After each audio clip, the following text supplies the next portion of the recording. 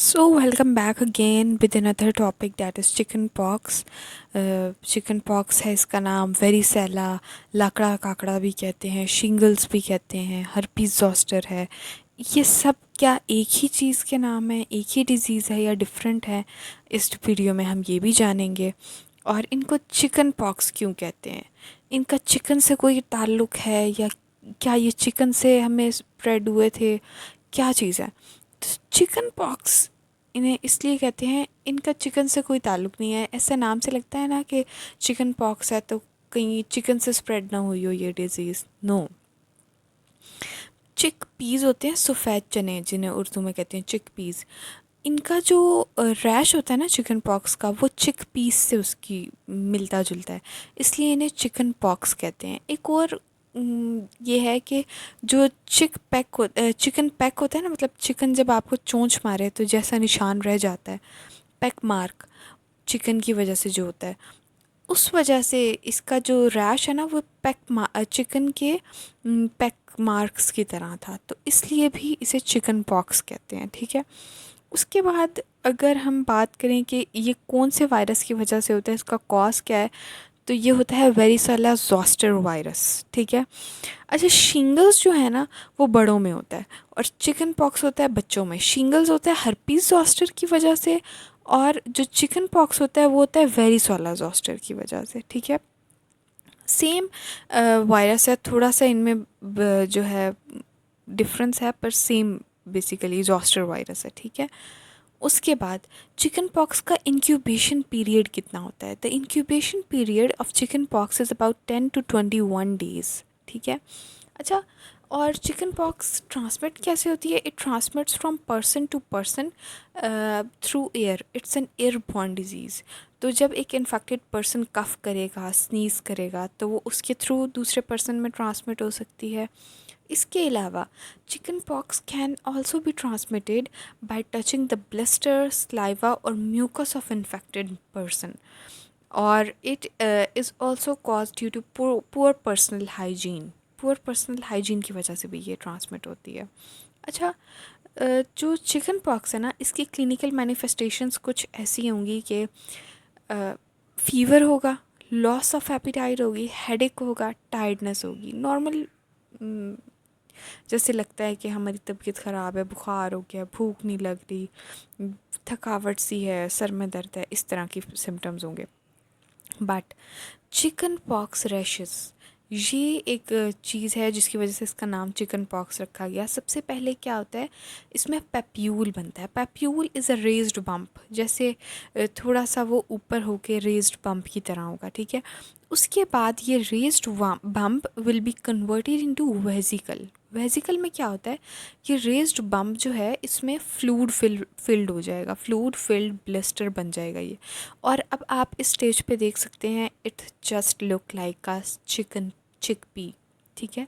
उसके बाद आ जाता है, जब ये वेजिकल में से फ्लूड ख़त्म होगा ना, या फिर तो ये वेजिकल फट जाएगा, तो ये बन जाएगा क्रस्ट एंड स्वैब। इसे कहते हैं क्रस्ट एंड स्कैब। ठीक है। एंड क्रस्ट एंड स्कैब जो है ये covers the broken blister and heels after few days. ठीक है। और ऐसा नहीं है कि एक टाइम पे पूरी बॉडी में सारे पेप्यूल्स होंगे, एक ही टाइम पे पूरी बॉडी में सारे वही वेजिकल्स होंगे। नहीं, ऐसा नहीं है। मतलब कुछ बॉडी कहीं पे वेजिकल बन रहा होगा, कहीं दूसरा जो है वो पेप्यूल के स्टेज पे होगा, तीसरा चिकन पॉक्स का जो है वो क्रस्ट और स्कैबिस के स्टेज पे होगा।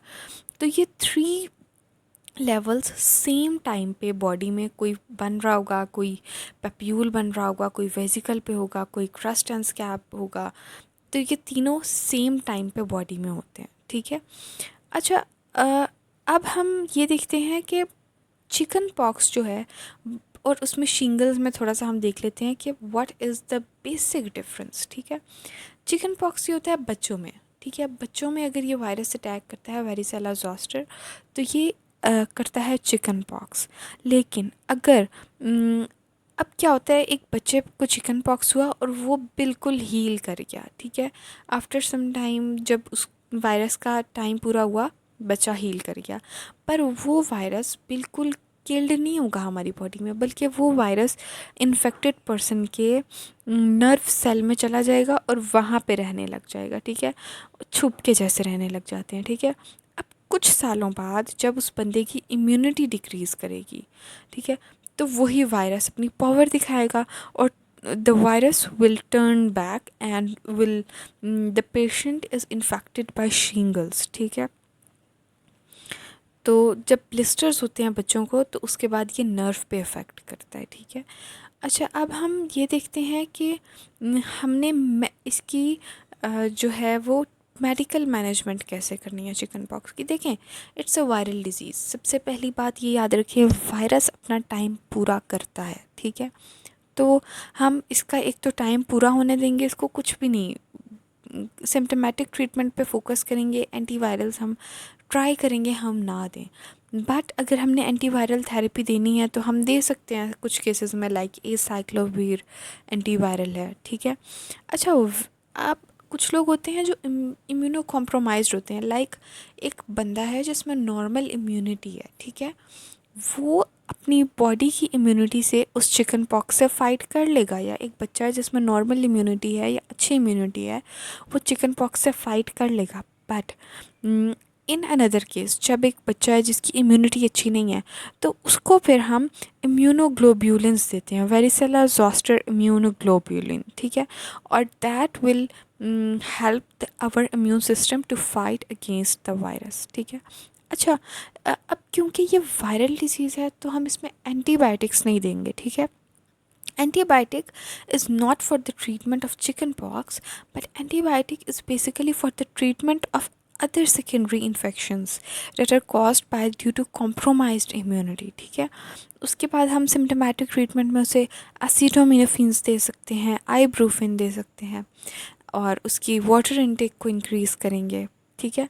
उसके बाद आ जाता है कि हम उसको असेस कैसे करेंगे, उसकी इम्यूनाइजेशन को असेस करेंगे, इम्यूनिटी को पूछेंगे, इम्यूनो कॉम्प्रोमाइज्ड चाइल्ड तो नहीं है, हमने उसकी पेशेंट एजुकेशन करनी है। हाँ, वैक्सीन का हमने प्रॉपर ध्यान रखना है और पेशेंट को एजुकेट करना है about the vaccine of chicken pox. इसमें हमने जो कोल्ड कंप्रेशंस हैं वो भी हम अप्लाई कर सकते हैं प्रूराइटिस को मैनेज करने के लिए। अच्छा, एक और बात ये है कि जो बच्चे होंगे ना, उनके या बड़ों के भी हमने नेल्स कट कर लेने हैं चिकन पॉक्स जब हो रहा होगा ना उसे, ये चिकन पॉक्स के स्टेज पे, बिकॉज इस दौरान ख़ारिश बहुत होती है बॉडी पे, तो उस ख़ारिश करने के दौरान वो इन्फेक्शन नेल्स में रह जाता है और ये और स्प्रेड होता है, तो उसके नेल्स इन्फेक्टेड पर्सन के ट्रिम करने हैं। उसके बाद हमने उसकी डाइट का प्रॉपर ख्याल रखना है, बिकॉज इम्यून सिस्टम फाइट कर रहा है वायरस के ख़िलाफ़, तो हमने इम्यून सिस्टम की हेल्प करनी है, उसे प्रॉपर डाइट प्रोवाइड करनी है, और डाइट मस्ट बी अनरिस्ट्रिक्टेड, ठीक है। This was all about the chicken pox, जिसको लाकड़ा काकड़ा, शिंगल्स, ये सारे इसके नाम हैं। एंड जो भी आप समझते हैं कि मैं किसी और टॉपिक पे वीडियो बनाऊं, तो must write in the comment box. और तब तक के लिए अल्लाह हाफ़िज़, अपना ख्याल रखिएगा, अल्लाह हाफ़िज़।